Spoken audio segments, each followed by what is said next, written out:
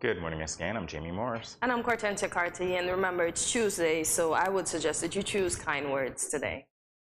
Moving on to the latest in local news, this from SKNIS. Press Secretary in the Prime Minister's office, Mrs. Adelcia Connor-Ferland, was invited to attend the media familiarization tour in India from March 22nd to 29th for Latin America and the Caribbean.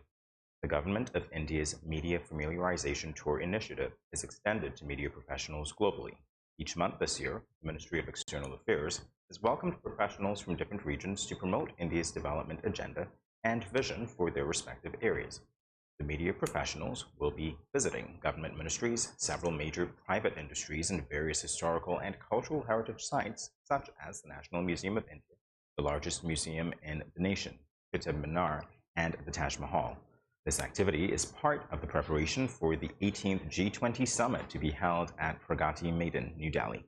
This month, a group of 35 media professionals from Latin America and the Caribbean region has been granted the opportunity to experience the nation's rich culture and learn of the developments in technology, energy, climate change efforts, and disaster management.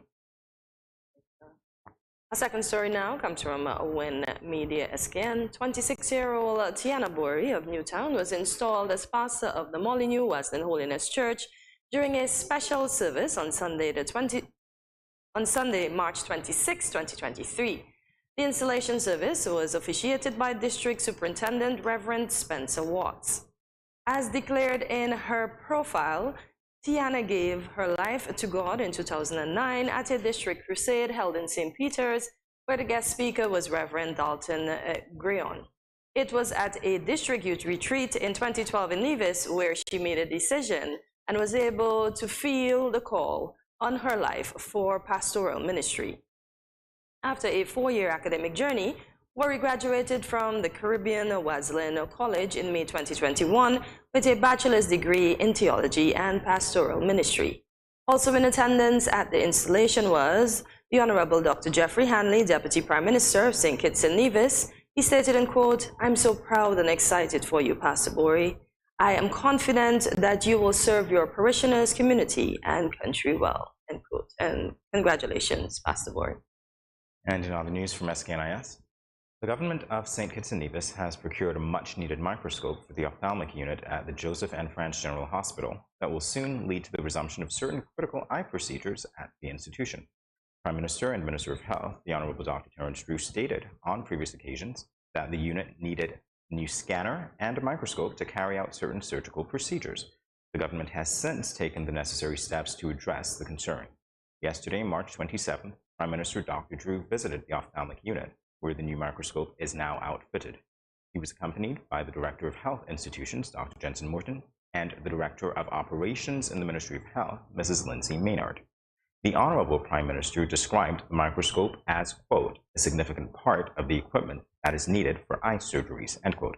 The Prime Minister ended by thanking the staff of the ophthalmic unit, quote, "for their hard work and dedication to ensure that in short order, we can start these types of surgical procedures once again to serve our people here in St. Kitts and Nevis," end quote. That's very good. Now for the weather forecast, it's mostly sunny. There is a high of 82 and a low of 72 degrees Fahrenheit. It's currently 78 degrees Fahrenheit. Take a look at your hourly weather and your weekly weather, and we will be back shortly.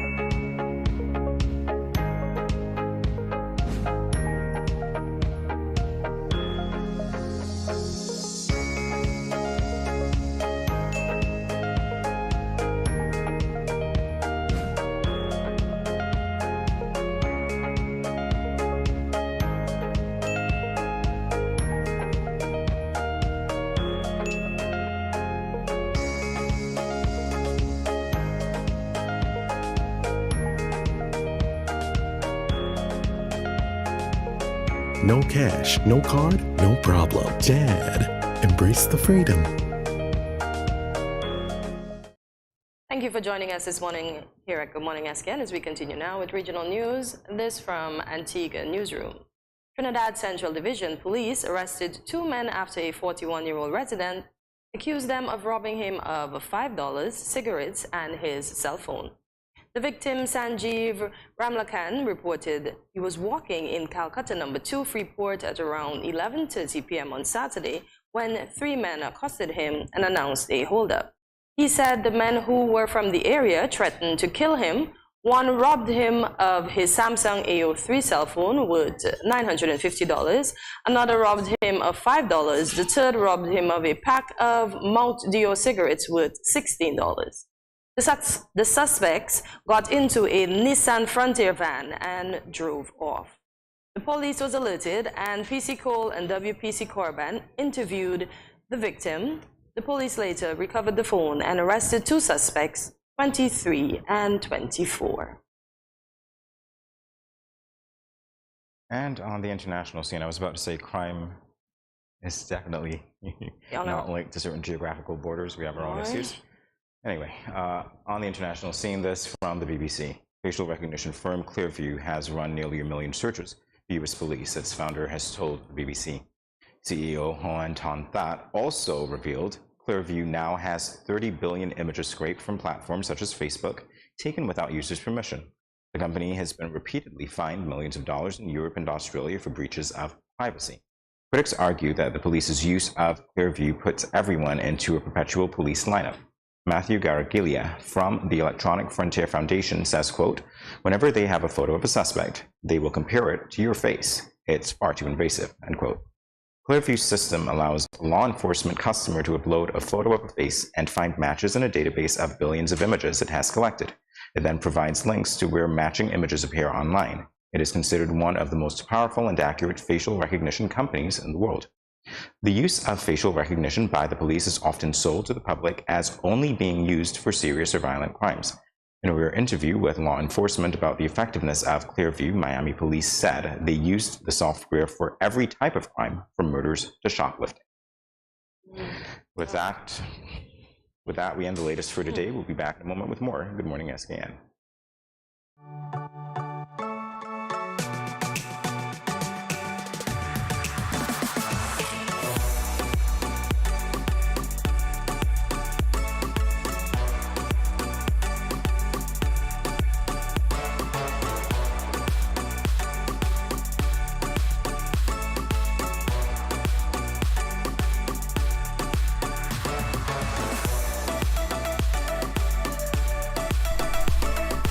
Yeah.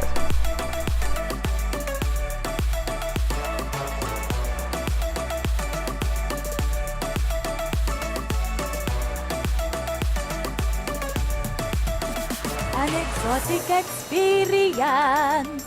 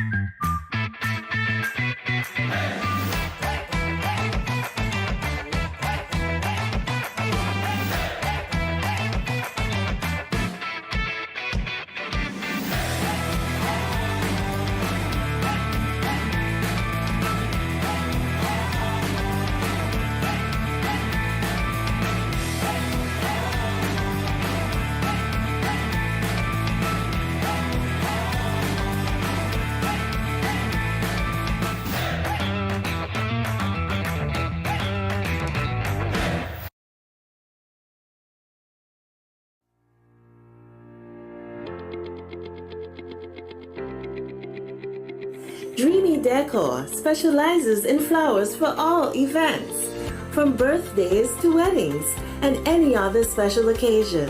What's a better way to express to the people you love than by providing the finest selection of beautiful flowers and gifts? So when you think of flowers, think of us, Dreamy Decor.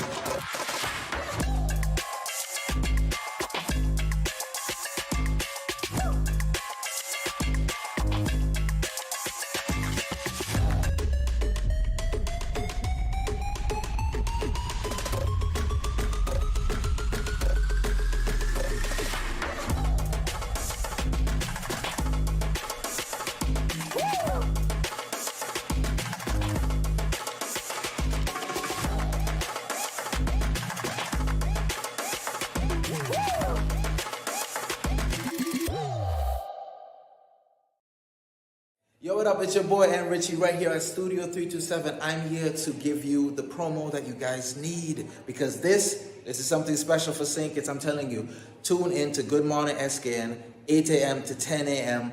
on YouTube, Facebook, and on Moment Channel 4. Also, I realize nobody else is doing this. Follow the Good Morning SKN Instagram at Good Morning SKN and the Studio 327 Inc. Instagram. Follow us on YouTube and Facebook. This is pretty long, but follow us and yeah.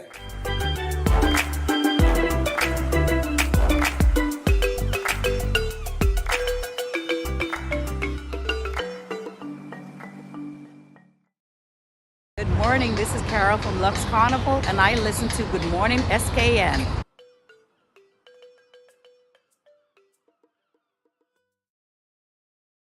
Welcome back to Good Morning SKN. Shortly, we will be joined by the owner of Treasure Lee, Gemma Williams. Stay tuned.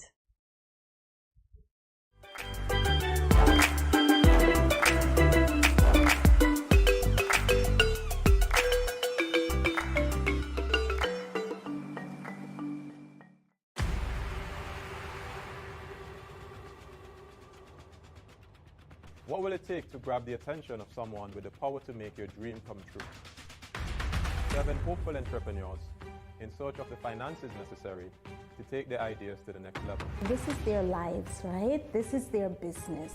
4 savvy business owners ready to make a pragmatic investment. You can't help people if you can't help yourself. First, you make the dollar and you give the dollar. Why you take your business offline? I really feel that you need to do a little bit more research. Very knowledgeable.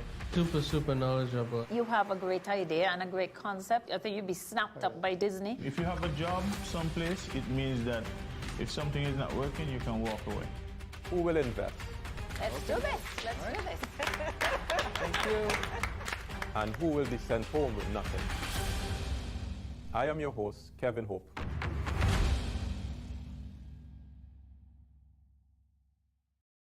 Can you believe that March is almost over? We sure can't. In any event, Easter is almost here.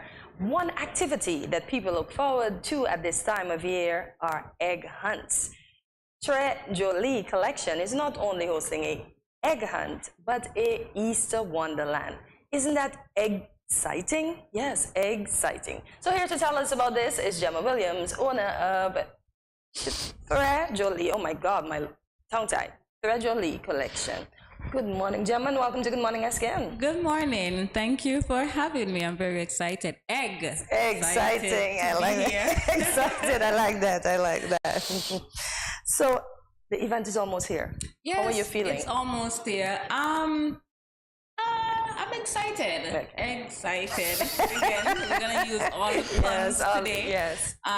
It's a lot of work. It's tiring, but when you think of the kids and they're going to enjoy and have a great time, it's all worth it. But you put on events like this before. When does it become easy? It's actually my 3rd year doing it. I did it 2 years ago, and it was wonderful. It's always a great turnout, but the work, it's always there. So the tiredness is always there, but then again, it's all worth it in the end. It's exhausting and exciting. Yes. All right, Gemma, give us a glimpse into the types of preparations that you've been making. So we have lots and lots of eggs to fill. So I am up almost at midnight almost every night, filling eggs and putting the stuff together, the gift prizes, the packages, because during the event we give away lots of prizes. And so if you win a race, you win a prize. If you get the most eggs, you win a prize. So there are prizes for everyone. Everyone gets a prize. Oh, that's great. The categories that you have, I noticed that there was something I wanted to talk to you about in particular. There's a feature for adults. Is that? Yes, I mean, the event is for kids, but at the same time, we want the adults who come not to just sit on the side and, look on. We want them to be involved as well. So we do have a feature for the adults, so they are going to hunt as well. And, they give their kids the eggs. So it's for the adults, but, you give it to your helping out the kids. I like that. So how will this year's event differ from the last two you had? This year, we have added much more features.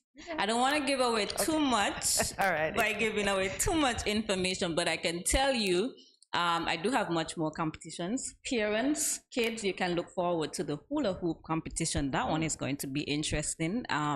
We're going to be doing the hula hoops in a lot of ways, right? Okay. So that one is going to be interesting, and we're going to have a piñata fiesta. So, piñata fiesta. Okay, now that sounds really interesting. Yes. Not going to beg for any more details. No, you may have to come and see if you like. That's fine. What about because the adults are free, right? Oh, really? So adults enter free. The tickets are only for the kids, so the adults enter free. Okay. All right, well, since we're talking about the tickets right now, how much are they and where can they be purchased? Tickets are just $25 easy. $25 for all of that fun. Near 25, yes. Yeah, you can get tickets directly from me. I'm the only one selling tickets, so you just give me a call, 661-9690, and get your tickets. Okay. All right. So in case somebody just tuned in again, where is the event going to be held? It's going to be at the beautiful gardens of Shadwell Great House. They have a beautiful big yard, and we use that entire space to conduct the egg hunt. And with that, it comes with, I get more fun with the kids because I break them up into sections, into categories, so that, the younger kids, they can't really run with the older kids. So I split up the hunt into sections so that everybody gets to enjoy the fun. It's safe and fun for everyone. So we have the babies 2 to 4 hunting, and we have 5 to 7 at a different section, and then we have the 8-year-olds. They get to run the entire grounds away from the younger kids. Oh, that is so sweet. So you mentioned where it's going to be.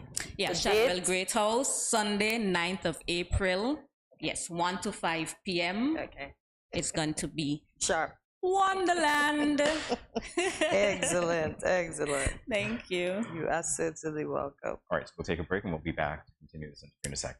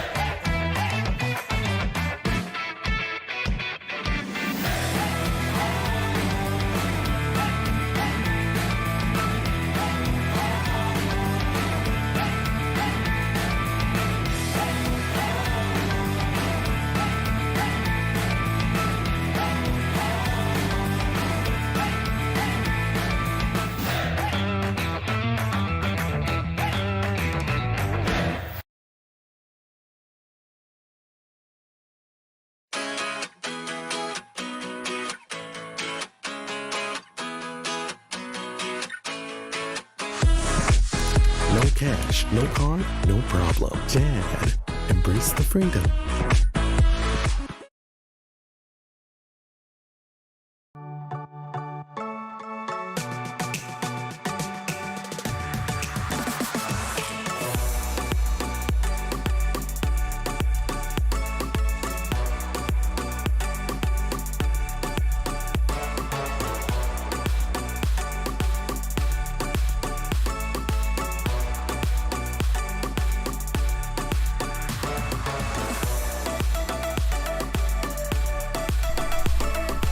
Yeah.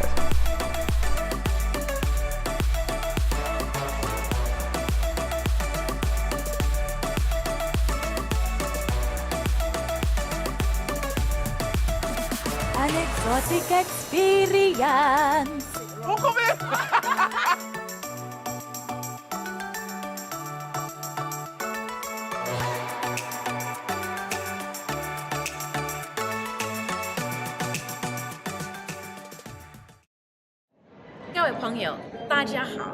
Greetings, my lovely people. I'm Chantel, residing in Taiwan. 12 hours time difference. It's nighttime here, morning time in SK. I'm busy and on the go. However, I always manage to keep up to date with what's happening in SK. All thanks to Good Morning SKN. Good morning SKN. Ciao, bango!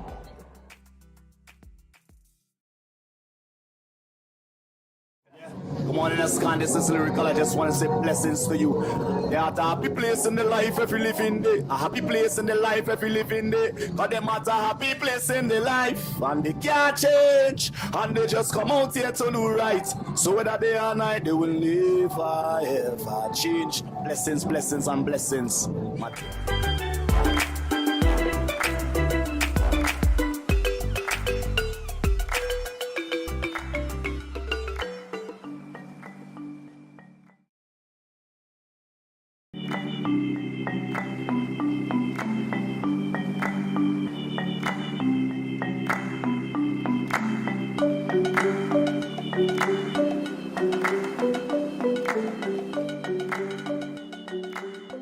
Good morning, this is Carol from Lux Carnival, and I listen to Good Morning SKN.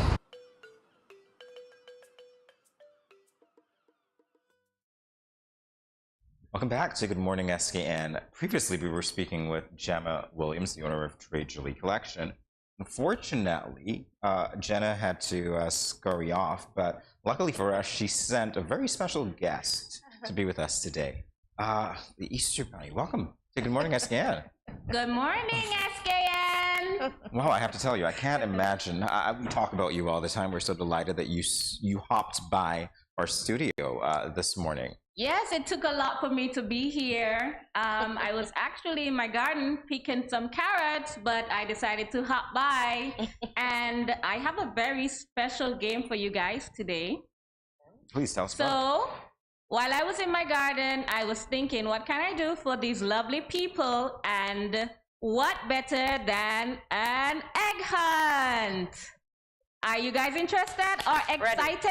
Excited. All right, so Yes, we're gonna have them. We've placed a couple of eggs around the studio, so we're just gonna have them looking for the eggs. And when I say 3, 2, 1, you can go and see if you find any of the eggs. No cheating. No cheating. There's no cheating. 3, 2, 1, go! Oh, wow! Oh, I think we have one more, but I think you guys did a great job. Maybe you can find it later on. Perhaps. Would you like to open your eggs? Ooh. Aww. Got a cute little. Oh, it's just a nice. Well, this one looks a lot keyring. like you. It's a token of appreciation from Trade Jolie Collection and Miss Gemma Williams. Enjoy. Well, thank you very much, Gemma. Aww. This was excellent. I enjoyed this. Thank you. Yeah, okay, we're hopping away from the puns. We are hopping away from the puns. Would you like to hold my mic? I would certainly have to hold you.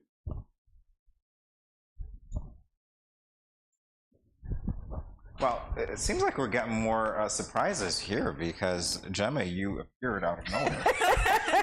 Gemma's back with us. Hi, everyone. All righty. Love to change the wardrobe, by the way. I have to say. Thank you. All right, so we're going to talk now about Trade Jolie Collection and the background details on it. So when was it launched? Oh, we started back in 2016. Fun fact, I started out making handmade hair accessories. So it was only handmade hair accessories. And then my friends and my sisters and my family, they were like, oh, can you make some party bags? Oh, can you make this to go with my costume? And every time I would always say yes. Yes, yes, yes. Even though I didn't know how to make it at the time, I would go, I would research, look at videos, and I would always try to make it. They may not have liked it sometimes, but I think it always came You up tried, with, right? And Treasury Collection was birthed from that. So I offer a lot of different services. I do decorated, I make costumes, backdrop, you name it, corsages, birthday pins, invitations. You do it all. I do it all. Oh, wow. That's a whole lot. Yes, yes, it is. So the story behind Très Jolie, because you see, it's tying myself. Yes, Très Jolie Collections. It actually means very pretty in French. Yes. So I have a little background in French. Patois. Okay. All right. Okay, so that's why you went with that name. Right. So is it that I should take away anything from Très Jolie should be very pretty? So you started Very again. pretty. My collections are very pretty. I am not boasting, but it's the reviews. Good Wow. Yes. What is the most interesting decoration that you've come up with for a party or experience that you've had? The most interesting one was I had to do this boat theme. Yeah, and so I had to try to create everything from I had to try to create everything from a boat, the raft and everything. It was just creative, but I have lots of experiences. Good stuff. Good stuff. Yes. So why did you pursue this type of business? I pursued it because, well, let me tell you, I never knew I had this craftiness inside of me, and had I known a long time ago, I would have started my business a long time. But with friends and family, they push you, and so you get to do things that you've never done before. And I started, and I like it, and I will never stop. I'll be crafting until the end. You'll be crafting until the end. I love Yes. that. All right. So, what are some of the reviews that you've had, particularly as it concerns your Easter Wonderland? My Easter Wonderland, it has been great reviews. So far, I have lots of persons returning. They say, you know, I've been here with you for 2 years, and I know what I'm going to experience. Although they don't know, because I'm stepping it up a notch this year.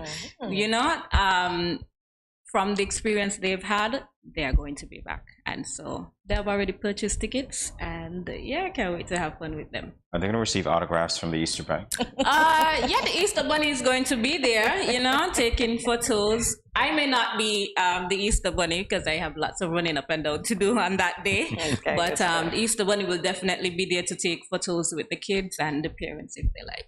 All right, awesome. Why did you decide to take the route of becoming an entrepreneur? For me, I'm an independent person, and so it is my dream and my goal one day that I am running my own business, my successful business. I get up every day, I'm my own boss, and I make the rules. But not that I don't love my job that I have now, you know, but I think it's very important for us to be independent, for us to do what we love, and crafting it gives me both sides to do that, to be my own boss and to do what I love. All right, so obviously you are, I guess, 1 foot in. Well, you're all in your business, but in terms of, you know, being an entrepreneur by yourself, no other work, you're 1 foot in, 1 foot on solid ground. Put it that way. Yes. Put it that way. Any advice for anybody who's thinking about stepping out? You have to take that leap of faith. If it's something that you love, you will never work a day in your life, right? And so no matter how many sleepless nights you have, no matter how tired you are, if it's something that you love, it's not going to feel like work. So take the leap of faith. It's going to be worth it, and you will be rewarded. Here's the pun. Take the hop. Yes, take that hop of faith. I like that. Yes.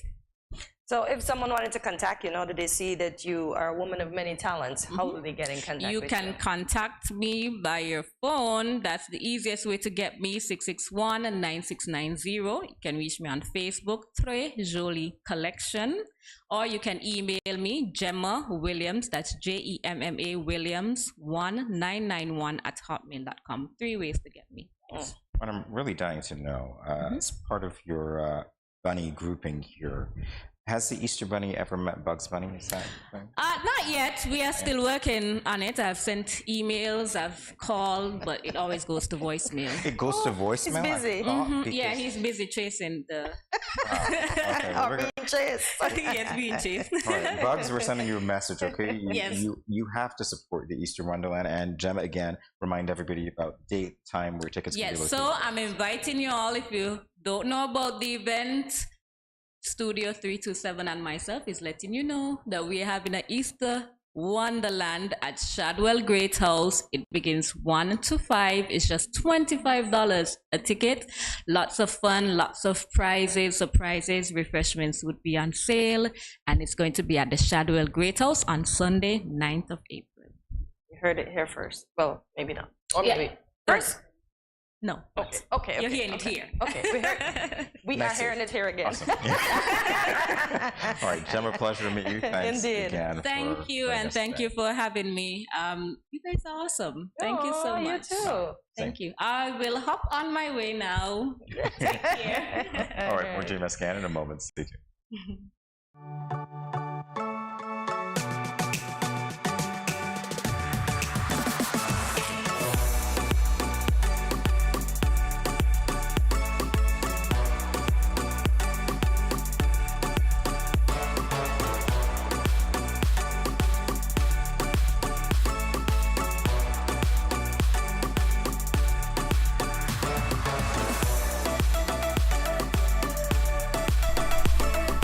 Yeah.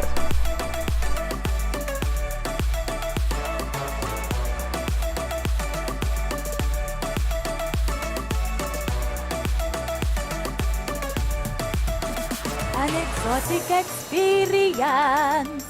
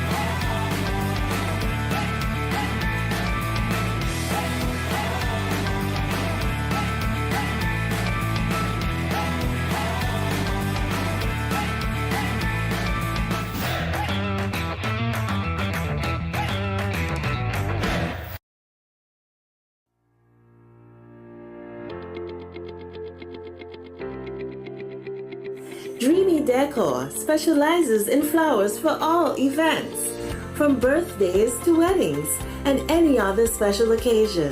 What's a better way to express to the people you love than by providing the finest selection of beautiful flowers and gifts? So when you think of flowers, think of us, Dreamy Decor.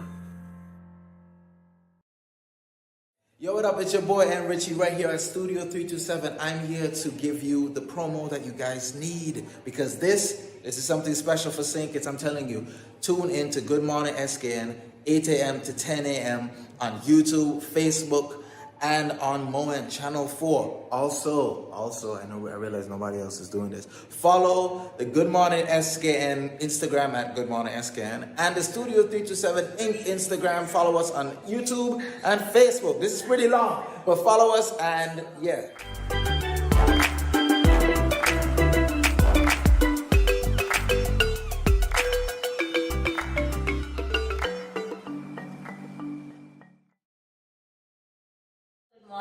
Good morning. This is Karen of Paris and Zippo from Paris, Vermont. I want to encourage y'all to sign on to Good Morning SKN every morning from 8 to 10 at Studio 327. Thanks.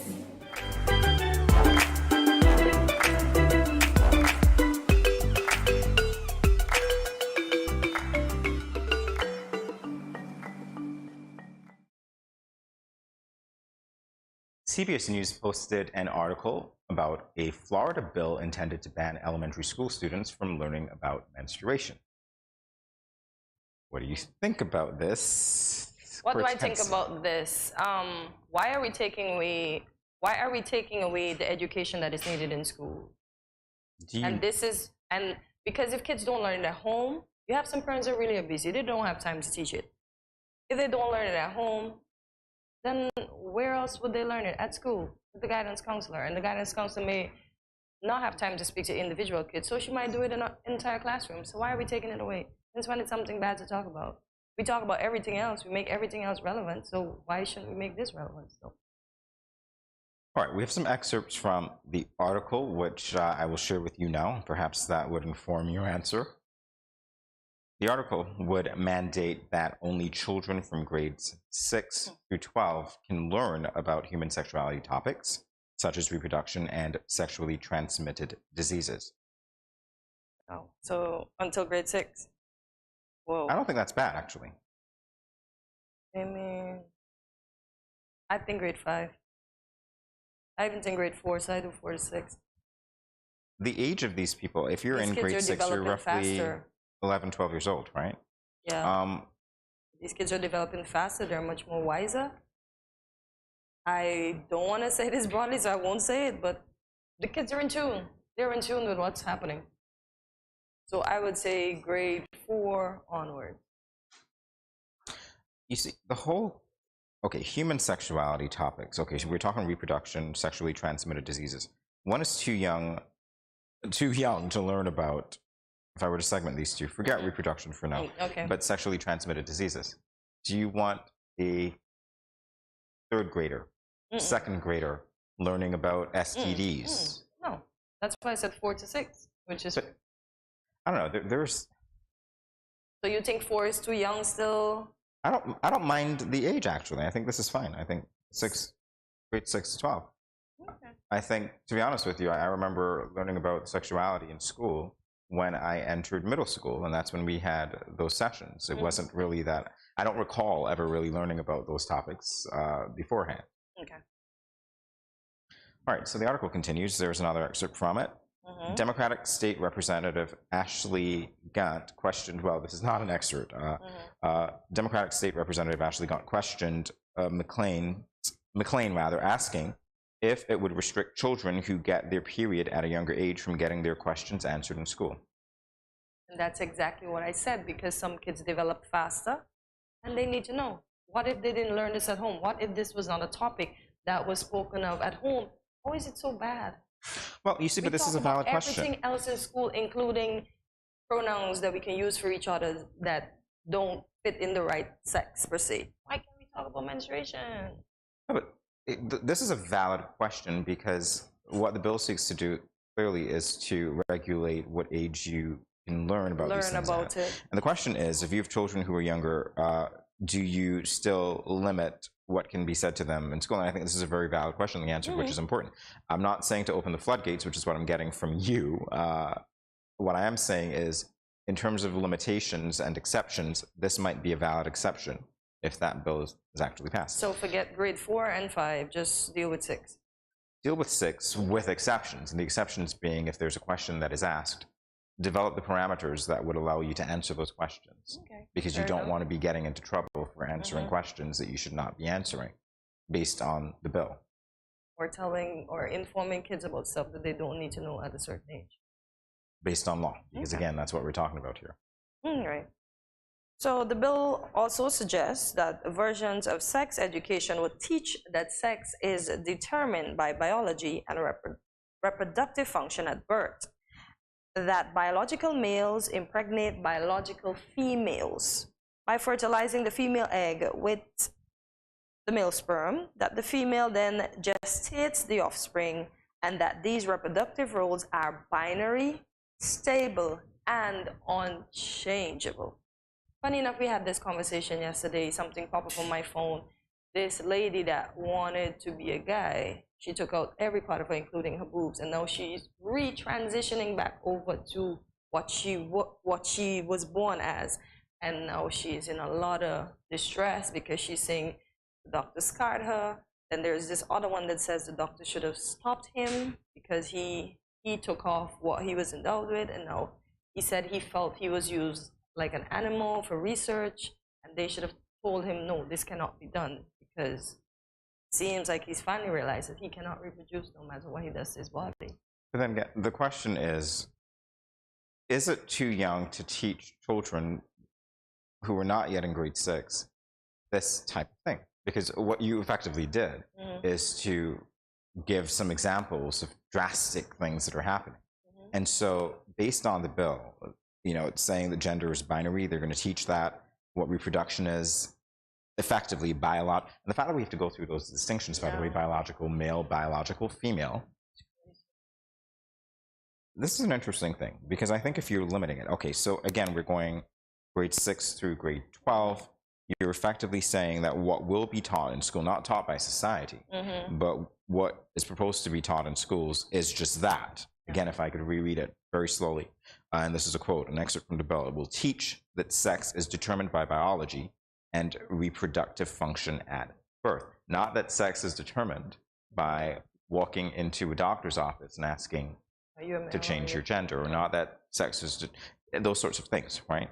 And that biological males impregnate biological females by fertilizing the female egg with a male sperm. Now, this is also very interesting, because what's not being taught here is that concept of, well, it's interesting because you say impregnate, yet there's a part that speaks to fertilizing the female egg with the male sperm, and we all know about in vitro fertilization. We know about methods of conception that occur outside of the womb, which had their own controversy when they were introduced initially. And so it's interesting to be talking about that in the sense of what impregnation is. But I understand what you're saying, but the egg that's outside of the body and the sperm has to come from the two different individuals. No, I didn't say it didn't. I did. I agree with you. But I'm saying there still is that cloak, if you will, about those other features of, fertilization. Doesn't happen inside, doesn't happen outside. It doesn't seem to be specific to that. And so I'm wondering whether or not they would actually limit those methods being taught as well. And that's a question there. Yeah, but then we have young children. I don't know how much of it you would have seen or you know. In the US, like at least like 5 or 6 that are already dressing in my robe. And I don't know if I'm thinking too deep, but maybe that's why the education needs to be, it needs to stay in the system so that the children will understand and know, because there was a next conversation of, why don't you sit your child down and let them know this is the role they were born in, and there's no way that it can be changed. Whenever you have these discussions, it's, and then you invite, I don't know what to say. You want consensus from society, but you're never going to get that when it comes to these things, because you have a religion on one hand, you have, you know, people who are not religious, you have science, you have people who are mindful of the state of the individual's mental well-being, etc., and wanting to, of course, accommodate for that. And how do you accommodate for everyone with their own biases and with their own perspectives as to what should obtain in a system that is geared towards catering to everybody, which is why you have a problem now. And the legislators, not me, the legislators have to figure it out. All right, so the legislation also stipulates teachers should instruct older students about abstinence, emphasizing heterosexual relationships. I'll read that again. The legislation also stipulates teachers should instruct older students about abstinence, emphasizing heterosexual relationships. And again, quote, teach abstinence from sexual activity outside of marriage as the expected standard for all school-age students, while teaching the benefits of monogamous heterosexual marriage, the bill reads. So that means that there is promotion of sex within marriage only. And sex within heterosexual relationships, which you can then extend to sex within heterosexual marriages only, which to me is a precursor for the eventual debate, which does not make it into the curriculum, by the way, but a precursor to the eventual debate as to, well, what is marriage? Since we're looking at these distinctions now between biological male and biological female, and we're looking at that within the context of reproduction, I don't know, I see, it makes me wonder who proposed this bill in the first place, what side of the aisle you're on. And I can generally glean these things from that. And I'm not saying there's anything wrong with that, because we have a value system. I guess somebody's trying to pull it back somewhat. Question is, should you be allowed to at this stage? Because is this an The fact imposition? that you open the floodgates already, you've allowed people to do what they want, and now you're trying to get society back in order, right? Well, you see, but that statement again, allow people to do what they want and try it. To me, I think we all have certain, fundamental rights. We have certain freedoms, and I think in a lot of ways we're seeing this disconnect between where our freedoms lie and what the state thinks our freedoms should be, and how they should, basically, what freedoms we should exhibit. And I don't like where this is going, and I appreciate the debate. I do appreciate the debate, but at the same time, you've got to be realistic in some degree. And you have to realize as well that somebody could easily say that this might be geared to oppress people who think differently, who define marriage differently, who define gender differently, who have alternative representations of families. What about the child who comes from a home with two women, both identified as mommy? What do you say to him when he's being taught or being this thing? Is that not offensive? Do you not see how that concept of things being emphasized is supposed to, come on, we know what it is. It is offensive, but are we setting these children up for problems in school? That's my thing. What do you mean problems? Because if their peers find out that they have two mommies or two daddies. If what? If their peers find out that they have two mommies or two daddies, it can be problematic for a child who's taught it's mommy and daddy. No that, no that. And this is where the bullying happens, and this is where the children get scarred, and I just wish we lived in a better world. So what's the proposal? Huh? What's the proposal? I can't say. I honestly can't say. What I think, or what I came up in, or what I know, that will be the best situation, which as you said, I can't discriminate. I don't want to discriminate this morning, but I don't want the kid or the kids to be bullied and feel ostracized by society because of choices that they themselves did not make. Yeah, you see, this is the thing. It's like you've got to teach people how to be tolerant, and it starts at a very young age. When you have this type of bill being proposed, however, I appreciate wanting to go back to whatever we think the country was founded on, the state was, built on, those values or whatever. But let's not forget that slavery was a thing too. In any event, continuing. This is not the first time Florida schools have been in hot water over the topic of menstruation.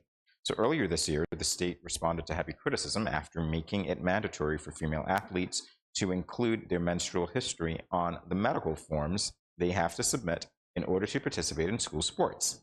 Florida removed that requirement in February, though it still requires athletes to note their sex assigned at birth rather than just their sex. See? Is that a bad thing? When you've got a transgender person competing, a transgender female competing in male sports, all right? Okay, let me make sure I'm getting it right. You've got a transgender, well, I should change the gender, but you get it. Somebody who was born a male, since I'm not getting the lingo correct here, right? Who changes his gender, now a female, competing with biological females in competitions, etc. We've heard the debate that seems to be unfair. Yeah, because depending on the event, he might be, if the transgender person has not adopted all the ways of a female, including the dexterity and everything else, he might outrun the females because he's stronger, technically. Oh, yeah, how about we just, I kind of get it. I don't know if this is planting the seed for discrimination. It's a sex assigned at birth. Does it mean that when they consider this, they'd bar that person from participating in certain events? Or they'll put them over on the side that they are, however they appear, however they're dressed. Just, you're born male, okay, you can be a girl that's competing with the males because you are male. I don't know anymore, and I don't want to know, and I'm glad that I don't have to legislate these types of things. But either way, there are people who are going to have to deal with the fallout, be it the legislators or be it the people who were affected by the bill. So, again, this is a situation to me where you have to always think, consider the pros and the cons of the situation before you enact certain things. Because even as kids, we know what we're not supposed to do, and we know when we act out, there are consequences. And sometimes, for those of us, like, we come up in the house all the time, and then as soon as we get let out, we run wild. then they want to, like, no, come back. No, I preferred you when you were this child, or, you know, come back to your quiet stage. It doesn't work. So you think the bill is trying to recapture that because somebody opened what you consider to be the proverbial floodgates? Yep. This is my thing. Freedom is freedom. And just because one might think a certain way or be raised a certain way doesn't entitle one to oppress other people's experiences and or realities. And I think that if we have laws that recognize that the law is not religion and religion is not the law, they can coexist without tending to breed discrimination or oppression, then that to me is a perfect solution. And so I would say to you that in relation to the excerpts that we read from this bill, that there might be things that could pass and there might be things that need to be removed. So that being said, we're going to go to break and we'll be back in a moment. Stay tuned.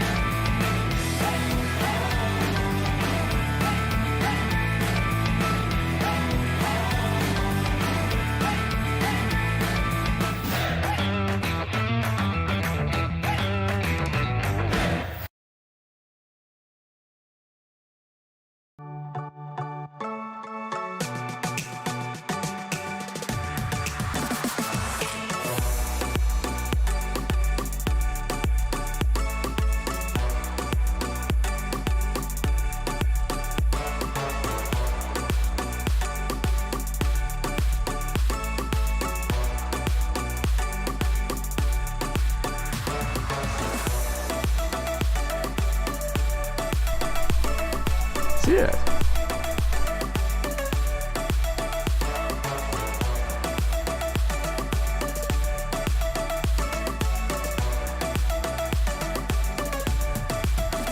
An exotic experience.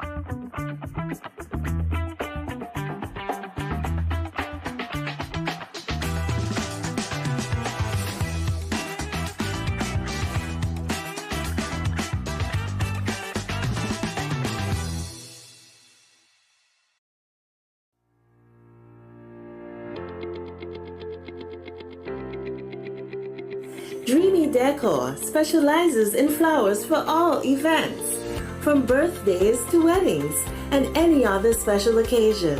What's a better way to express to the people you love than by providing the finest selection of beautiful flowers and gifts? So when you think of flowers, think of us, Dreamy Decor.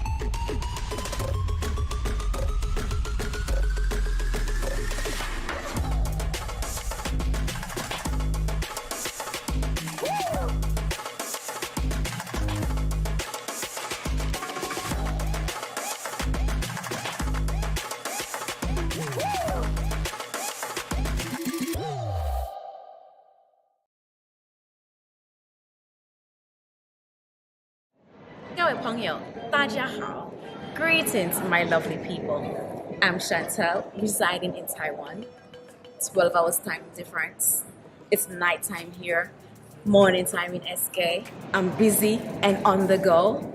However, I always manage to keep up to date with what's happening in SK. All thanks to Good Morning SKN. Good morning, SKN. Ciao, bango! Thank you for joining us as we continue now on Good Morning SKN. Joining us now is Reverend Bishop Cyprian Williams, who has recently been designated as an ombudsman, a position that has been vacant since 2017. Welcome, Bishop Cyprian Williams, to Good Morning SKN. A pleasant good morning to you and to all of your listeners. Alrighty, it's our pleasure having you here this morning. So we'll dive right into the meat of it. Are you prepared for this position? I think I should say yes. In terms of my life experience, being a pastor, mediator, a consultant before, yes, and then also my recent studies as a mediator, international civil and commercial mediator gave me that experience to deal with these matters. So I think I should say yes. You were preparing. Yes. All right, so that's a good one. Well, congratulations, sir. Yes. A lot of people, I suspect, don't really appreciate the importance of the office. I myself have some knowledge of it. I've had for roughly 20-something years. But to those who don't really understand what the ombudsman represents and what he means for them, what can you say? The office of the ombudsman is established to protect the citizens and enforce, to protect and enforce the rights of the citizens. The ombudsman is an advocator, people's protector. It is the one that goes between the government and the citizens. So for those persons who have grievances, maybe for sometimes government stay a little bit too long. Just a simple courtesy of you sending an application, no response.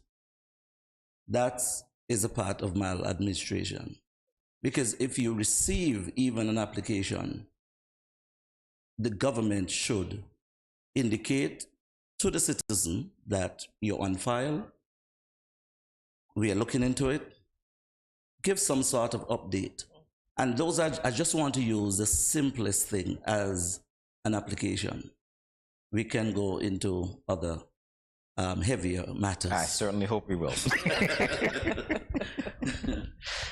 So what does your role entail other than what you said?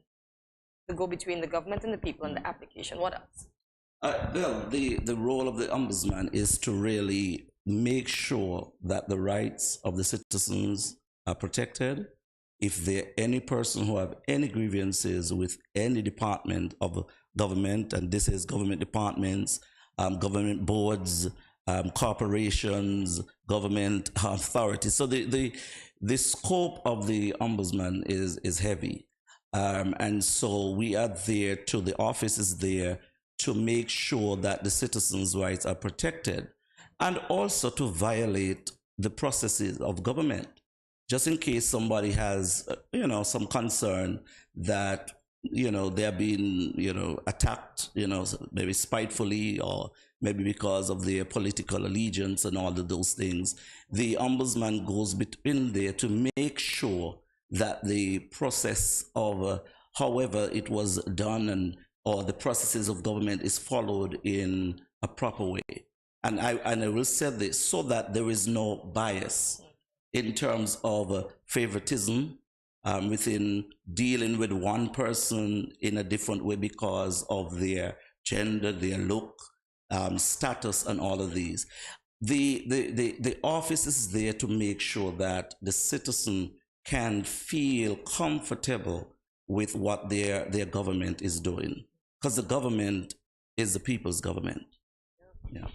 I imagine that one of the things people would be concerned about, particularly since the office has been vacant since 2017, if I'm not mistaken, is whether or not I don't want to say you personally, but the ombudsman generally can be independent in the way that he operates so that he's not biased or affected by the ruling party of the day. And what would you say to that? The ombudsman is appointed by the government, the governor general, who is the head of the government, with the advice of the prime minister, consultation with the prime minister and the leader of the opposition. So in that stead, it means that the leader of the opposition parties have a say in terms of who is selected. For example, the opposition leader in my case could have said, well, I don't agree, or maybe let's think about it, look into it. I must say for the comfort of the citizens, I am acting in the position. It doesn't mean that I do not have the rights or privileges, but I am acting. And so it means that there are, in terms of you're making sure you get acquainted with it, and also it is in keeping with the act. And I was, I looked at it and I said, wow, they are following the act very carefully, because it says that when there is a vacancy in the office of the ombudsman, the governor general must consult and place a suitable person to act. So that is the next step, because this is the first time a vacancy came in this office. And while we're on this, I must thank the Excellency Walford Gums, who was the first. He did a wonderful job, outstanding job. He was in this office from August 2008 to 2017. Because he was in that office at that time, and I must thank him publicly for meeting with me, and also for his advice and recommendations and stuff like that. And so this office is, even though it is appointed by the government, it's an independent, and I must stress this to your listeners and viewers, that is an independent office. So no one in government, outside of government, can, sort of try to influence the outcome, or could you do this or do that? No, because it's an independent office. There are a few others, like the DPP is an independent, even though appointed by the government, you must operate independently. So, Mr. Williams, that office has been vacated since 2017. So that's a good 5 years, right? Yes. Okay. What are some of the pressures that you're experiencing now that you're in there? Your backup complaints? Yesterday I had a meeting with someone, and I said to them, it's a different mantle. Being a pastor, people meet you anywhere and want to discuss things.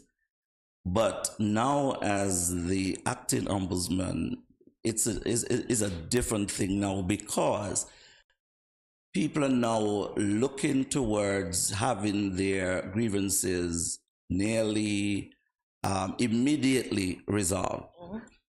I started on Monday last, and when it was announced, my first call came in very early. Wow. On Tuesday morning, and it has been like that.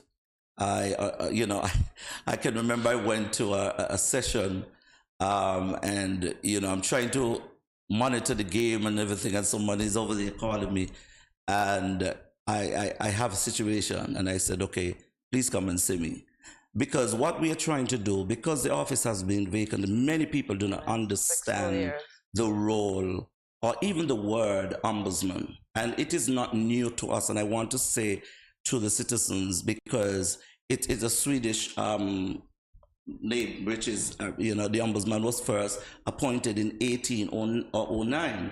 So you're talking about over 200 years. Many other developing countries really see the need for the ombudsman, because if there is no in-between person You know how much chaos we are going to be having? And I could say this. Maybe this is one of the reasons why you're hearing everybody's bringing their situations to the radio stations, calling shows and everything, because there is nobody you can go to. So if I don't have nobody to go to and I have a grievance, I'm going to take it either to the street. Don't like me. Okay, that's a good one. Yeah, and I still like me. Yes, take it to the street, or you call the radio stations or somebody, because when you are hurting, you need to be heard. You need to be heard. And remember, government in itself is powerful. And if you have no one to speak on your behalf, or even just to listen, because sometimes it's not about you trying to solve the problem that the person is going through, but sometimes just to give them a listening ear, or to advise them or to recommend to them your next step. And I think that is one of the role of the ombudsman, is to, because we work along with government departments, legal aid, which is one of the areas, because if there are persons coming and it's a legal matter, then my office can recommend to them, I think you can go down to legal aid and see one of the persons there who can assist you. And so, or you just take a call. It's not everything that needs a grand investigation. Sometimes, for example, I don't want to mention this one because I know there's many persons who are going through, I think, like the PAP. I've been receiving a lot of calls on that. And so just take up the phone and call somebody and say, look, please check out these names, because people have been calling. You really don't need an investigation. Yes. And then just yesterday, someone called me, one of the persons called me and said, thank you so much, because an officer reached out to me. Nice. That is what people need. Yes. They need action. All right, well, since you alluded to it, sir, the word investigations, obviously those matters don't need investigations. In your discussions with the former ombudsman, even what you know of the role so far, do you foresee any type of investigations ensuing, not specifically, but generally? What does your role say to that? The Act gives the ombudsman the authorization to not only approach, but to write to any one of the organizations that I mentioned before, government departments, even to the prison. And I want to say to persons, even who are in confinement, if there are grievances that you have, the authorities there cannot stop the inmates from writing to the ombudsman. The Act, or liberal rights of a citizen, gives the inmate the right to contact the ombudsman. So what will happen, and I'm going to be going into the prison to talk to the officers also of the rights of the inmates there. They will have to write, the officers will give the inmates an envelope, let them write paper, let them write to me, and then I will follow up with that case, whatever the case may be. Also, the access to the ombudsman, that if we are going to conduct an investigation, we must authorize the authority. And the authority is the head of the department. For example, most of the heads of departments are the permanent secretaries. So those are the ones that we'll have to let them know that there is a case before the department, identify what the case is, and we start the investigation from there. Remember, the ombudsman is about persuasion. It's about persuasion, trying to get the government to do the right thing. So how does one become an ombudsman? As I indicated before, through appointment. Through appointment, okay. Yes. So there's an audit, and you said you prepared, you studied and stuff, so there's nothing else. You have to be... But you have to be appointed. Okay. Yes, because it's on the Governor General does the appointment with the advice of the Prime Minister, or consultation with the Prime Minister and the leader of the opposition. Okay. Right. Yes, which I'm very honored to be given such an offer position, prestige, but I'm a humble person, and I think my role is to accommodate and to help the citizens in whatever way I can. That's definitely important, sir. Is there anything in particular, before we let you go, that you would like the public to know about perhaps any expectations they might have of you as you execute this new role? Well, I'm approachable. I'm a down-to-earth person, and so you do not have to be afraid. I think that I will accommodate any person out there in the general public who's, maybe just need to be heard at this time. But I would like to say this, that responsive, and effective government does not just happen by magic. And that is why the office, institution, and offices like the Ombudsman is important in the whole scope of democracy. And it's important. And I have one more that I would like to, I said it's going to be my final statement that I have, and I have to let me find it because it's important. Certainly, sir. Yes. What makes a government good is a question for the primary school students. What makes, and it's not a question, I'm going to answer it. Okay. What makes a government good is when people are valued, respected, and protected. And that is why I think the Ombudsman is important, to make sure that the citizens are valued, respected, and protected. Finally,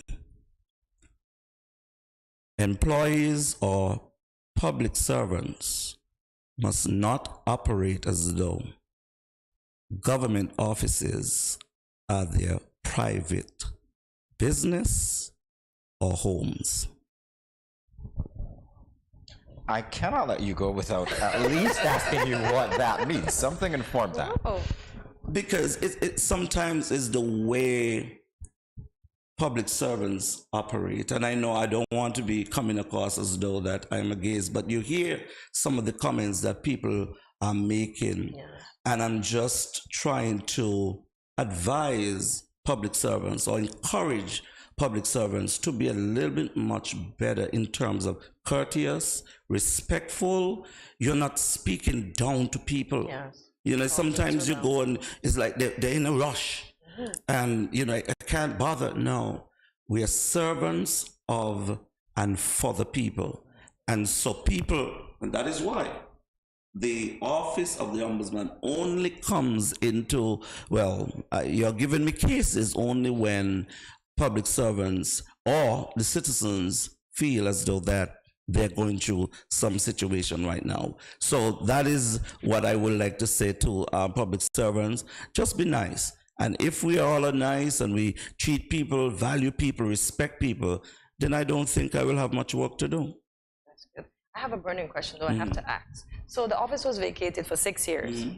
Can the people demand from the government that someone is always in the office? Should that happen again?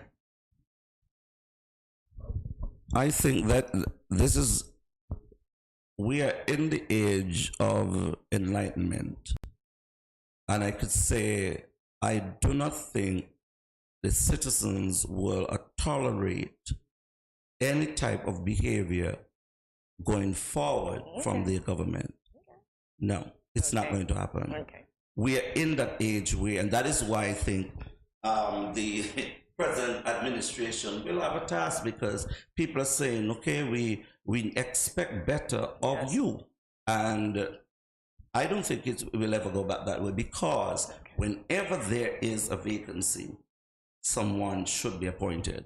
Just to let you know how important it is, if I'm acting or even in the office and I have to travel, somebody has to act. Okay, fair enough.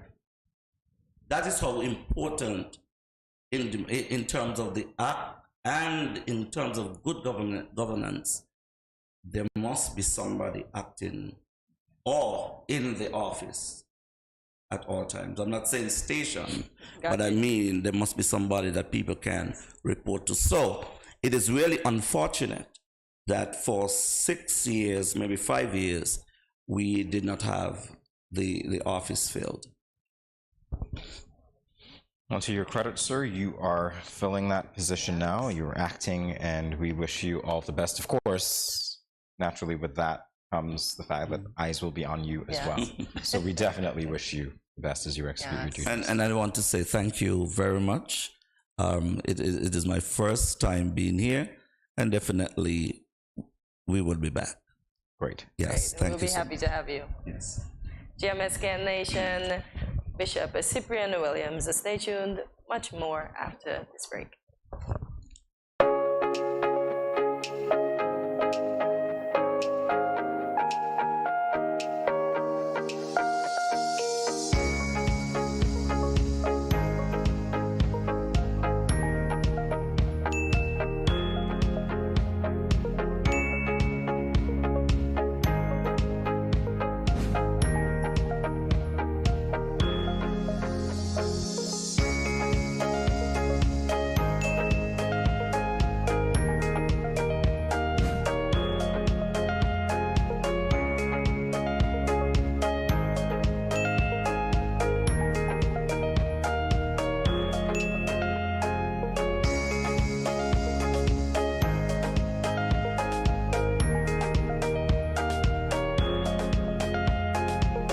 No cash, no card, no problem. Dad, embrace the freedom.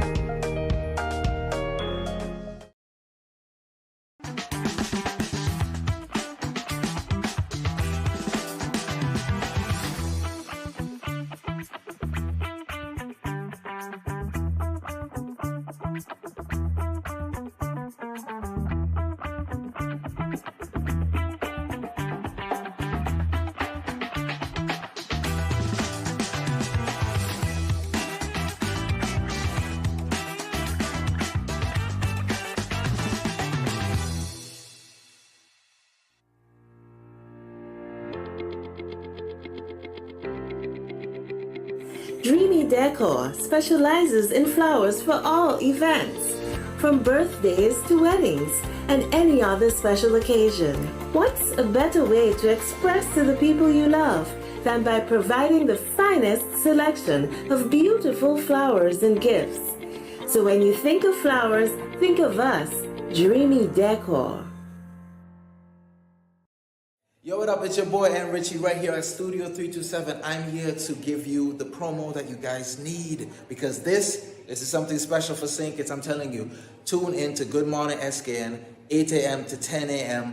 on YouTube, Facebook, and on Moen Channel 4. Also, I realize nobody else is doing this. Follow the Good Morning SKN Instagram at Good Morning SKN and the Studio 327 Inc. Instagram. Follow us on YouTube and Facebook. This is pretty long, but follow us and yeah.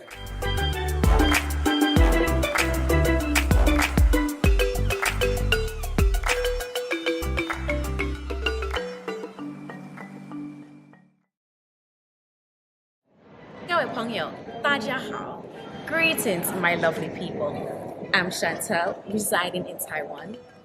12 hours time difference. It's nighttime here, morning time in SK. I'm busy and on the go. However, I always manage to keep up to date with what's happening in SK. All thanks to Good Morning SKN. Good Morning SKN. Ciao, bango!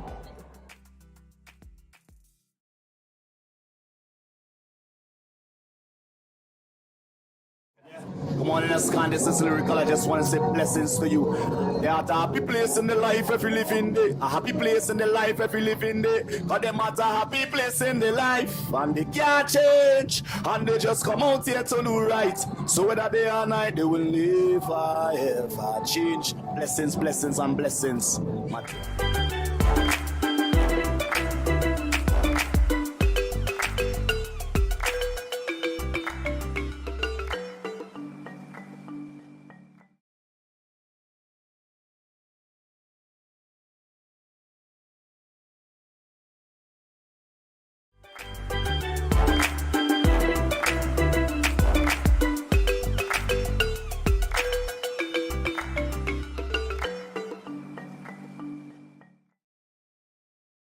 welcome back to Good Morning SKN. It's time for us to loosen up, and there is a quote states, "Comparison is the thief of joy." Comparison is the thief of joy. Have you guys experienced this? Have you? No, I didn't. No, my joy is always there. I was always told, do not compare yourself, do not envy people for what they have. Work for what you want and be contented with everything that you're given. So yeah, not me, not stealing any joy right here. Comparison is the thief of joy. Wow, okay, so don't compare and you'll have your joy. Yep. Seems like a good thing. Is it human nature to compare though? Sure is. You got prettier eyes, you got longer hair, you're taller than me, you got pretty hands, pretty feet, you're smarter than me. Yeah, you have that bag, I need that bag. You have that shoes, I need that shoes. Your shape, expendable, I need to go get one like that. Yeah, it really is a thief of joy. Because imagine you're doing all of that to get that at the expense of your own pocket or the trickery that you're going to entail to get what you need. So you're just marring your life, your character, by going above and beyond to get what you see some person have, and as my mom would say, and you don't know how they got it. Yeah, I've heard that all my life. I think, is it human nature to compare? I suppose we do, because hey, we do it all the time. We compare not just people, but places, systems. Yeah. We do it, countries, for instance, when we're deciding where we want to live, you know. Guys might say they want to live in... Yeah, who takes better care of their people, their aged population? You know, what are the benefits of working for one employer versus another?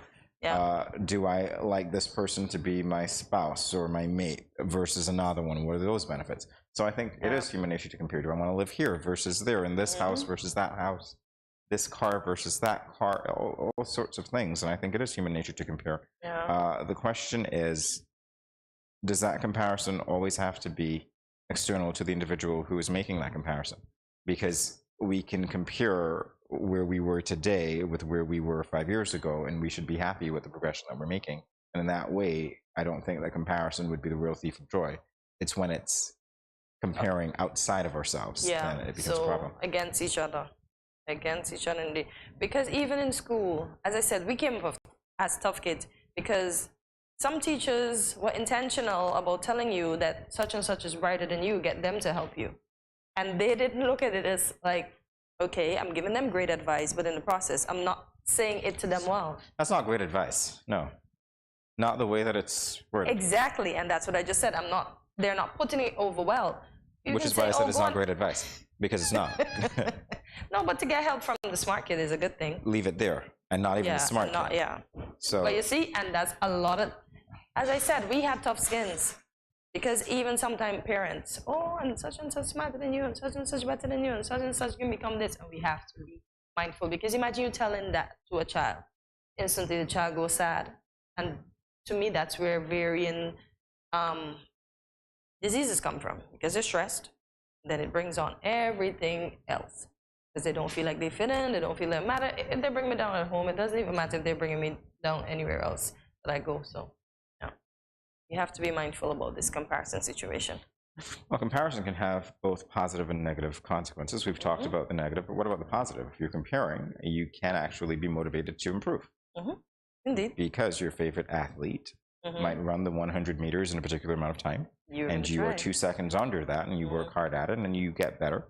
So you're comparing in that way. There's another role model that you might have, and you want to be like that person. You compare in that way. You like those admirable traits, and you do your best to exemplify them. There are things that can be of a positive nature emanating from comparison. Yeah, indeed. But you don't have to be directly like them, because some people try to do everything like them, just like them, try to talk, walk, everything. No, that's too much, y'all. That is too much, and that, I think, is a negative effect. Because you cannot be the person. The person is their person. They can just be your role model that you look up to and amplify to be better, like, not to be exactly like them. Yeah, and that's important as well. I guess one of the ways that you could appreciate why comparison is not a good thing is to always remember that no one is perfect. Right? I like that. Not even the person that you want to be like, not even the person that you're trying to be like. No one is perfect. I don't know, Jamie. As I said, I get the pop-ups. I don't know if you've ever seen this one, but this little Jamaican guy, I just love his little soul. And he got 9 out of 10. And his auntie telling him he didn't get a perfect score. And he just had the correct rebuttal for her. He'd be like, no one is perfect. And my teacher tell me I did well. 9 out of 10 is still good, okay? And he just let her have it, right? In the nicest way. He even told her he's going to call the police for her because now she's antagonizing him. And he was sure to tell her, no one in the world was perfect. The only perfect man was Jesus.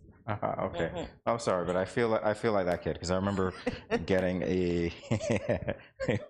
I remember very well my lecturer, Mrs. Anita Duggins, departed. There was a paper that I wrote for her some years ago, and I got a 39 on 40. And I asked her, where did I lose the mark? Because I really wanted to be better. This is what the woman did to me. She just looks at me and she's like, and pretend that I didn't say a thing. She didn't hear it. She just smiled. I thought, okay, I'll leave it there. Because I realized potentially, if you start getting perfect grades as well, so good, take your 9 on 10, raises a red flag, doesn't it? So I just walked away. Yeah, because people are going to question, how perfect is perfect? I mean, you actually got, how is that possible? And it didn't change the quality of the grade, mind you. It was still an A+, so it's fine. But I got it. So her reaction to me just said everything I needed to know, if that makes sense. It's like, no response.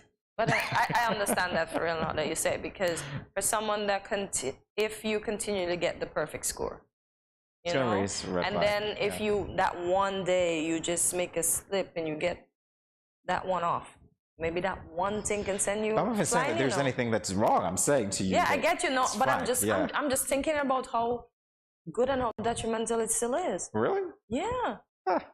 Because some people take this thing seriously. Imagine getting a 40 out of 40 all the time, right? And then the one day you got a 38 or a 39, which is still good.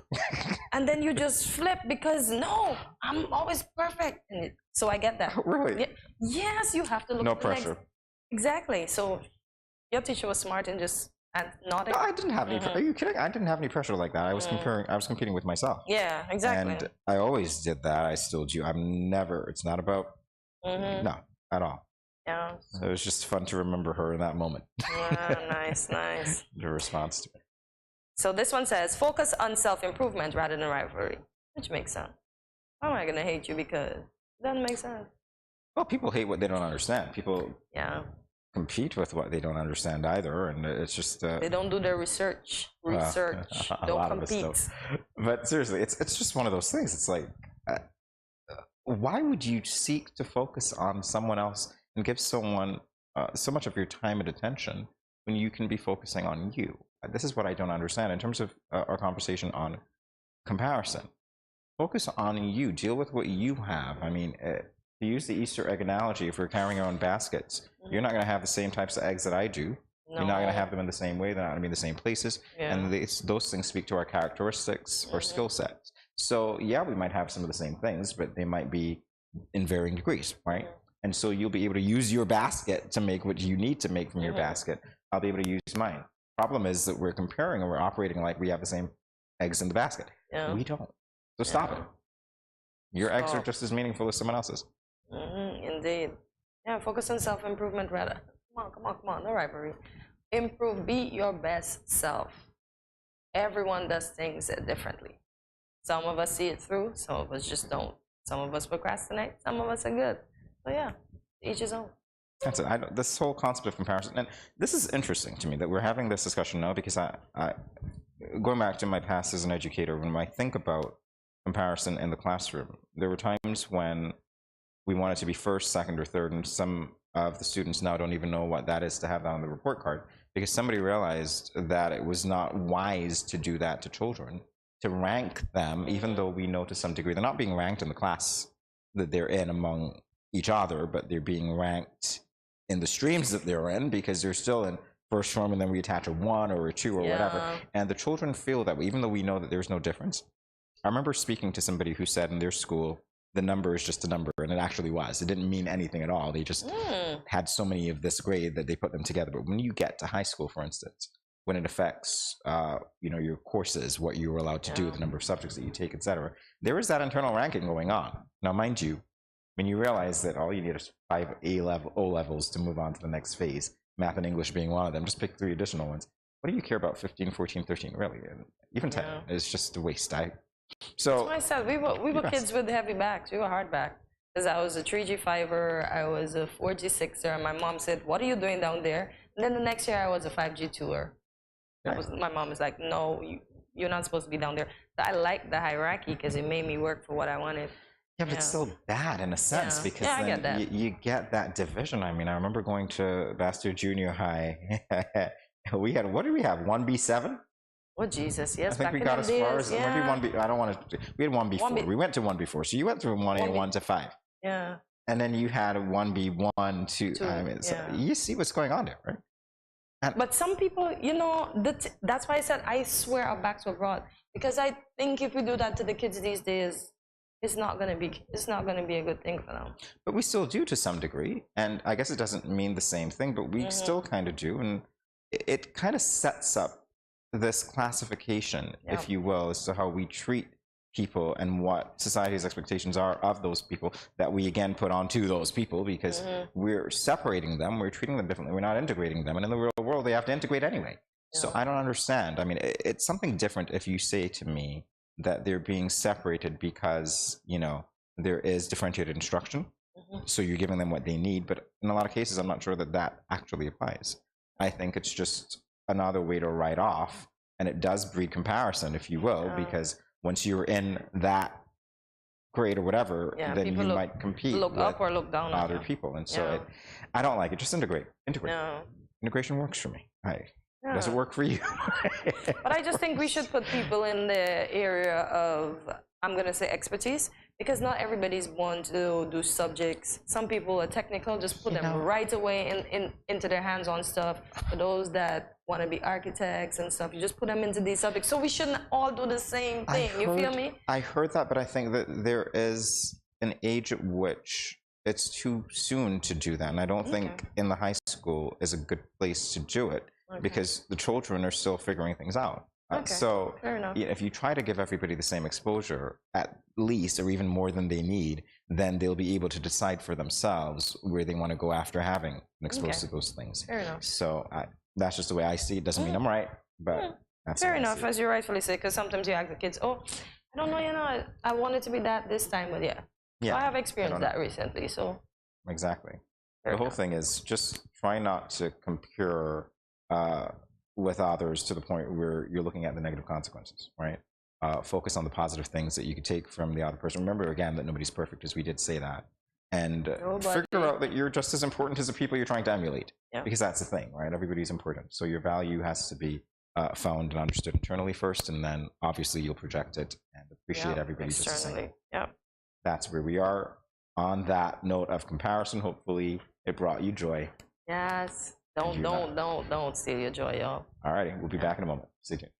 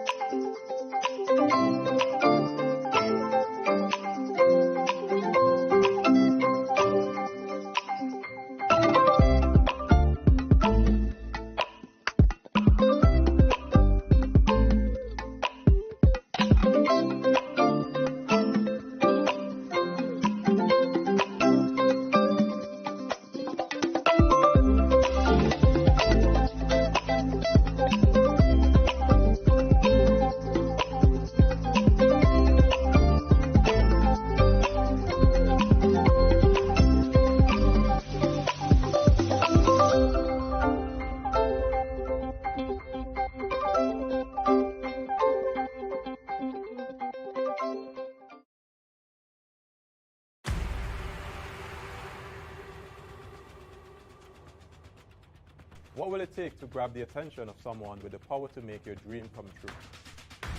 7 hopeful entrepreneurs in search of the finances necessary to take their ideas to the next level. This is their lives, right? This is their business. 4 savvy business owners ready to make a pragmatic investment. You can't help people if you can't help yourself. First, you make the dollar and you give the dollar. Why you take your business offline? I really feel that you need to do a little bit more research. Very knowledgeable. Super knowledgeable. You have a great idea and a great concept. I think you'd be snapped up by Disney. If you have a job someplace, it means that if something is not working, you can walk away. Who will invest? Let's do this. Let's do this. Thank you. And who will be sent home with nothing? I am your host, Kevin Hope.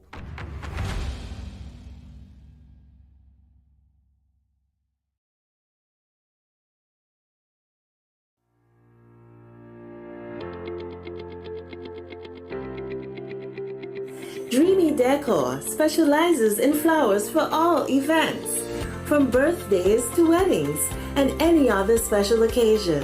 What's a better way to express to the people you love than by providing the finest selection of beautiful flowers and gifts? So when you think of flowers, think of us, Dreamy Decor. So in this segment of Time Machine, yes, we are going back. We will be looking at some of the most popular animated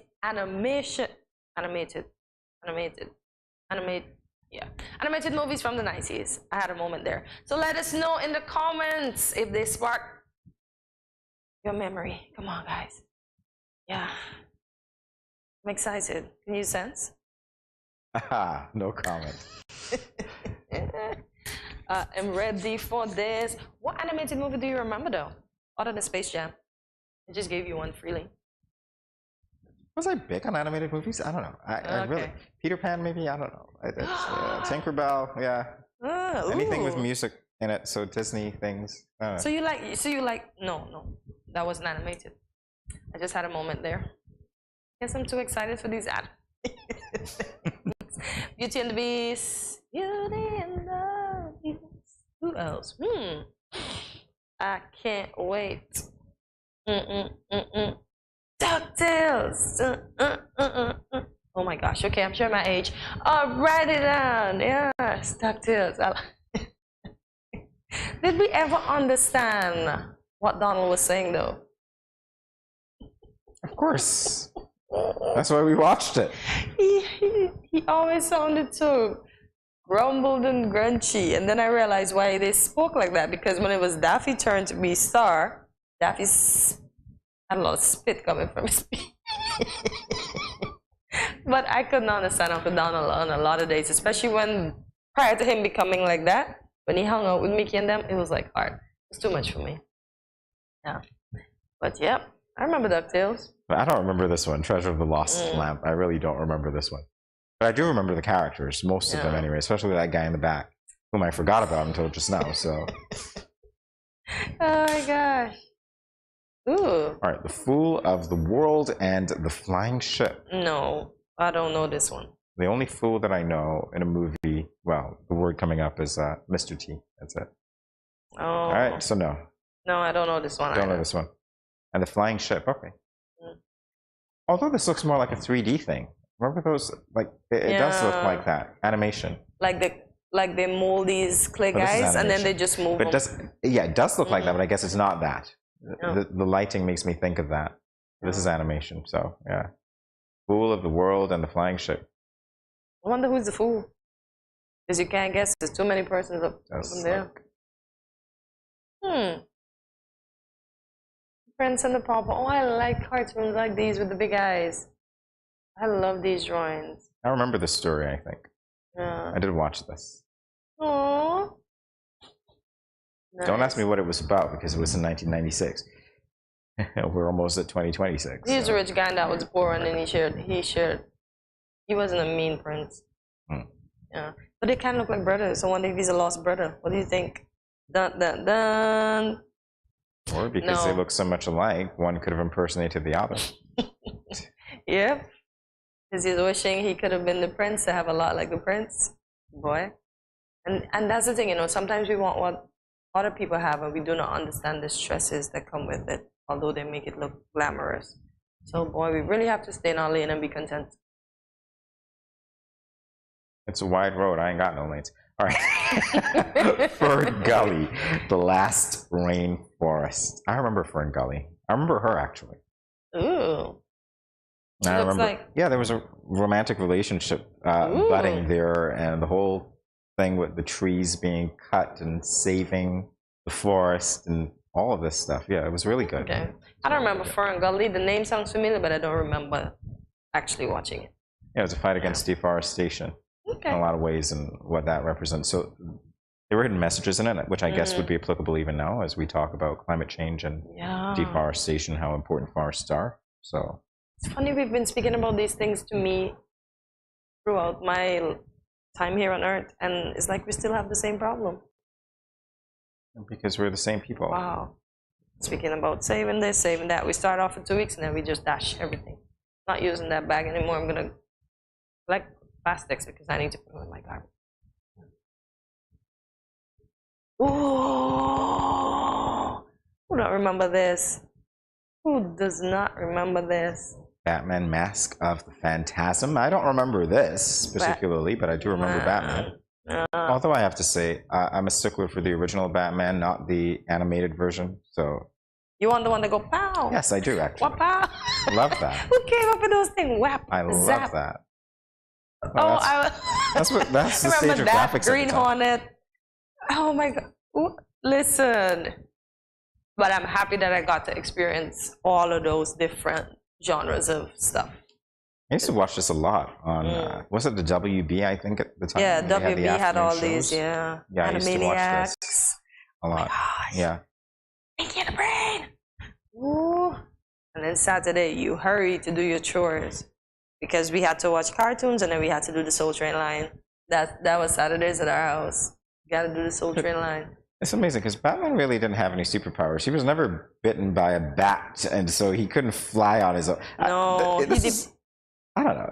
It's like, it's like a guy dressed up in a bat costume. Yeah, just to hide his identity. No offense. I mean, I like the cars. I appreciate the money. I appreciate how you do it. But really, yeah, but he shows you that his superpower is basically using his own might. well, it's not a superpower, Cortez. I get that, but his superpower is his own might. Yeah, but he didn't get. Yeah. He's not like. Okay, he's not like Flash. He's not like Superman. He wasn't he's not genetically altered. That's what I'm saying. No, he wasn't. He wasn't. He was 100% human. Human. In a bat costume. That's all. And that's why I think over the years, because he needs to protect his body more and more, his costumes became heavier and heavier because he realized that, oh gosh, I'm gonna get hurt in this. I can't wear this. I can't wear this spandex vibe anymore. I have to put on some extra armor. Yeah. Yeah, the age of the underpants over your clothing. Yeah, seriously, that and Superman. Listen, somebody needs to There do it that. is. Have an underpants over the clothes party. Thumbelina. Thumbelina. I remember Thumbelina. I remember the song. As a matter of fact, hey, this is bringing back some memories. I was in the academy school. Carissa, I'm going to call you out. Carissa sang this song, I think it was. We had a concert, and she was singing Thumbelina. I remember it. Thumbelina. I don't know if we backed her up or what, but I do remember this one. Are you pulling yourself out of 94, the you see that? equation? The age, right? 94, so Thumbelina was a thing then. Yeah, definitely. I remember this much. Yeah. Wow. Everybody remember ants. They are so differently looking. I'm sorry. Yeah. Is that Yeah, differently looking. Yep. It's the bodies for me. And the face structure. And the face structure too, you know? Because these guys have some serious jawlines. Wow. Yeah. Wow. Ants. I don't know. I feel like I'm breaking out. I'm itching right now looking at these people. Ants. These ants, not people. Ants. Although I like Ant-Man, which is not animated, but hey. Yeah. Hey, Ant-Man was animated before. Cortensia, you get to say this one. Guys, who wants to hear Cortensia say this? And Piglet and Tigger and Eeyore and Rabbit. Oh my gosh. And Waizolau. Well, But what is that map made of? That map looks like Pooh made it of honey. Winnie the Pooh. I'm trying to remember the song, you know. Christopher Robin. Oh yeah, they're searching for Christopher Robin because he's missing. Because I know Christopher Robin's missing from that. Yeah. But I swear that's Pooh. That Pooh made that map with that honey and all kind of things. Pooh's Grand Adventure, 1997. This was I thought this was a strange collection of. I always thought that they were a strange group of friends. I was like, you don't have two beards. You've got a piglet. You've got a Tigger, which really is a tiger. A tiger. But no, he's Tigger. You've got an Eeyore. Yeah, which is a donkey, which normally says Eeyore. You've got an owl. What's his name? Who? I have no idea. I think his name was just Wiseowl. Wiseowl. I think that was his name. Okay. And Winnie the Pooh, who always loved his honey. Rabbit was just Rabbit. Rabbit was Rabbit. Rabbit was Rabbit. Yeah. Wow. But how does a bear get the name Winnie the Pooh? I'm not even going to ask because I actually thought that he was like. When I was younger, I thought that he was like Oprah Winfrey. What did I know? I got a Winnie and I got a Winfrey. And I thought, is there a connection? Winnie the Pooh! No idea. I was too young then. They just sounded alike. Yeah. Yeah, but this was cool. No, I don't know about this one. Unfortunately, I don't remember this one either. Mr. Toad's Wild Ride, 1996. Yeah, Mescan Nation, don't forget to tell us which of these you remember. And what fleeting memories did it bring back to you from your childhood? Oh my gosh! Love the map, right? Nowhere. Well, the road sign. Nowhere in particular. We're just going anywhere. Yeah, nowhere in particular. We're just going. Yeah. Anywhere. Eventually, you'll get somewhere. I like the horse. 96. Who didn't remember Balto? I don't remember Balto. You don't? I don't remember Balto. I really don't. I remember Balto. It was a series. Oh. And then they made a movie. Yeah, but most of these things were series because remember Winnie the Pooh was series. You catch that every morning if your parents allow you to turn on the TV. Winnie the Pooh, okay. Yeah, that was a series too until they make a movie. Yeah, I don't remember Balto. She's got nice eyes though. I don't remember Balto at all. Yeah, Balto. Big Bad Rescue Dog. No clue. Yeah, man. I remember Balto. Oh gosh. This is not Kevin Sorbo. Wasn't this the funny Hercules when that horse bit him in the rear? I don't even know anymore. Like, I think this horse bit him in the rear. Yeah, he was having a moment, and the horse was like, "You better get up and get stepping." The horse bit him in the rear. Yeah. Wow. You know, sometimes even the strongest guys get feel like they can't go on anymore. Yeah. But I swear the horse stole the show. Yeah. I remember Hercules for real. Wow. Seriously. Cats don't dance? Cats don't dance. This is interesting. Maybe if I saw it, I don't remember it, to be honest. I don't remember it either, but the title is interesting. The fact that there's a penguin out of nowhere, I don't get it. I know. Penguin and a cat, strange bedfellows. Because the penguin is probably telling Mr. Cat he's a better dancer than him. Oh, you think so? Because remember penguins dance? Remember Happy Feet? Well, yeah. But if that penguin used to watch Top Cat, he would know cats dance. Can somebody give that penguin a lollipop? I'm sorry. It just kind of looks like that. Like the candy, right? His hat. You just want to... Yeah. Because of how that looks? Cat don't dance. Dinosaur Story. Vaguely. But I remember this. Yeah, but... Saturday morning, CBS, right? I think it's serious, indeed, but I can't give you a storyline. Saturday mornings on CBS, I think, possibly. Why does that pterodactyl look so sneaky in the back? I don't know. I really don't know. You see the face? Everybody else, even the T-Rex looks nice, right? But that pterodactyl looks too sneaky in the back. Yep. Yes, definitely so. Well. Yeah, Iron Giant was a thing. I remember Iron Giant. I was watching it the other day on TV, actually. It was on maybe like a week or two ago. Okay. I don't know how you can steal a gigantic figure like that. It's so lifelike, but hey, it worked. Hide him behind the house and let him sit still. Or put him on top of the house.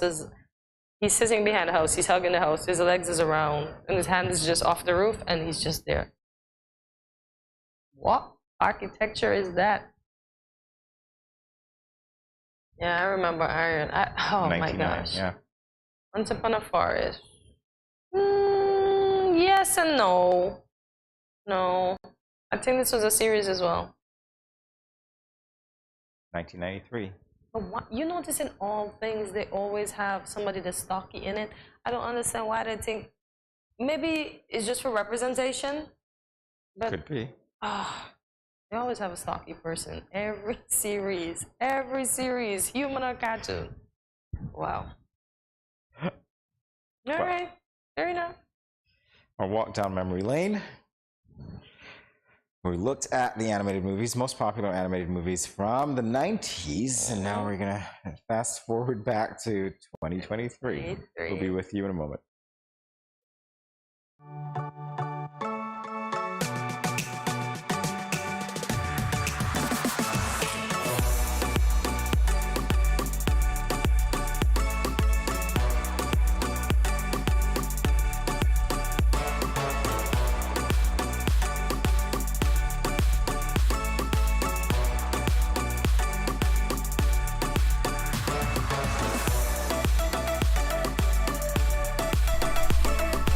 Yeah.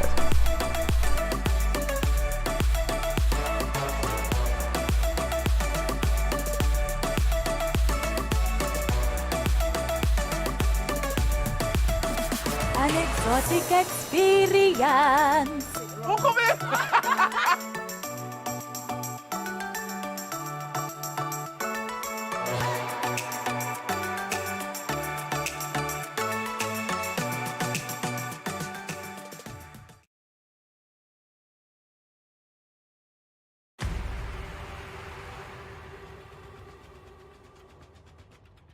What will it take to grab the attention of someone with the power to make your dream come true? 7 hopeful entrepreneurs in search of the finances necessary to take their ideas to the next level. This is their lives, right? This is their business. 4 savvy business owners ready to make a pragmatic investment. You can't help people if you can't help yourself. First, you make the dollar and you give the dollar.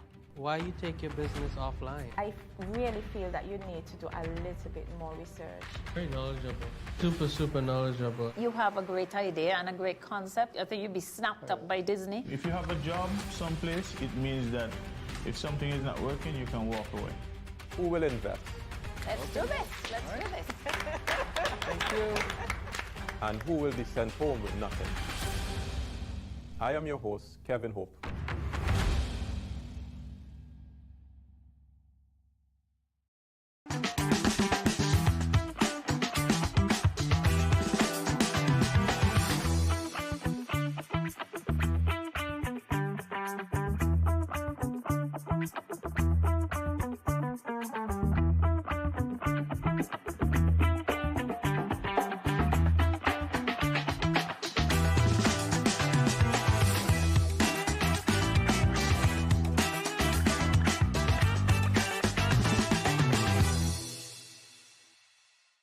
Welcome back to GMS Scan. It's time to let you know what's happening. So here's what's happening.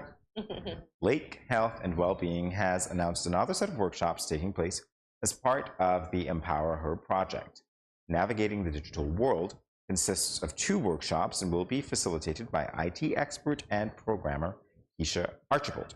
The first, Navigating the Digital World workshop, will take place this Thursday, March 30th, and the second on Thursday, April 6th.